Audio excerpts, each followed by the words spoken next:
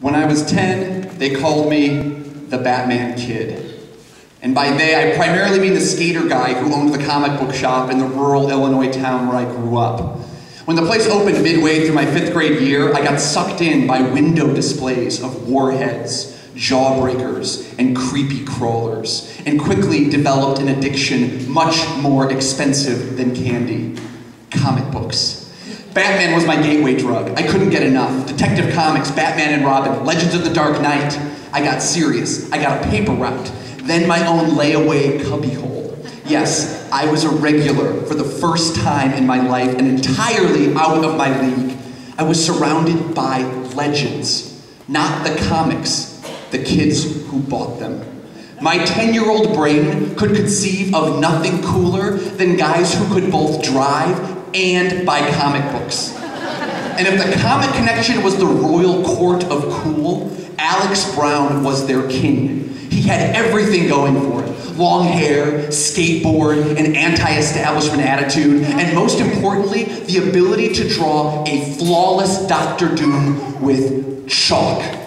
Yeah, he drew with chalk. By day, the instrument of my enslavement at Center School, somehow repurposed within the walls of this shop to create works of staggering beauty and terrible impermanence.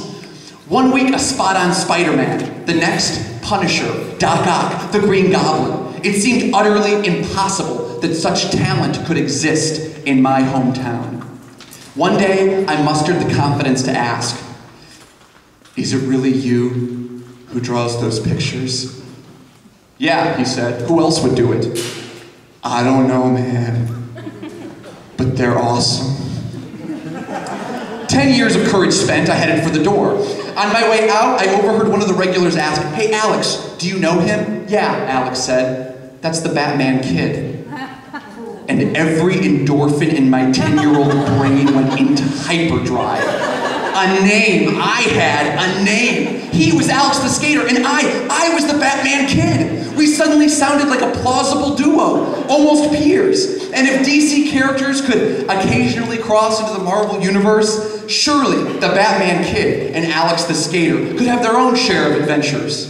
Maybe a series worth. I started going to the shop more regularly and even brought my own drawings. Horrible renderings of Spider-Man and Green Lantern that Alex couldn't quite bring himself to compliment. "You're always telling me crazy stories, dude," he said one afternoon. "Ever try writing them down?" "Oh yeah, I write all the time," I lied. "Me too," he said, rummaging in one of the cubby holes. "Check this out." He tossed what looked like a graphic novel on the counter, only it was missing pictures. It was a literary journal from a local college. He flopped it open and pointed out his name, in print, not chalk. Permanent. Alex Brown. He wasn't just talented, this guy was famous. His short story's premise: RoboCop happened upon the Punisher in a parking garage at a local community college. It ended badly. I read it twice and then he let me take it home, and writing became cool. In the coming weeks, I worked on my own Punisher spin-off series. Not RoboCop or parking garages, of course, nothing so crassly derivative as that. I took it up a notch. Punisher versus Freddy Krueger. Punisher versus Jason. Punisher versus Critters. Got me? I showed Alex every one of them, and he'd give me some serious encouragement, then steer me toward the latest shipment of Tales from the Crypt comics.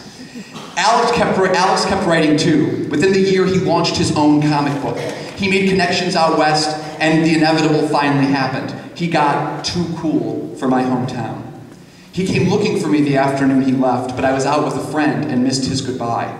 He talked to my parents on the front lawn of our house for 2 hours, left a short note, and was gone.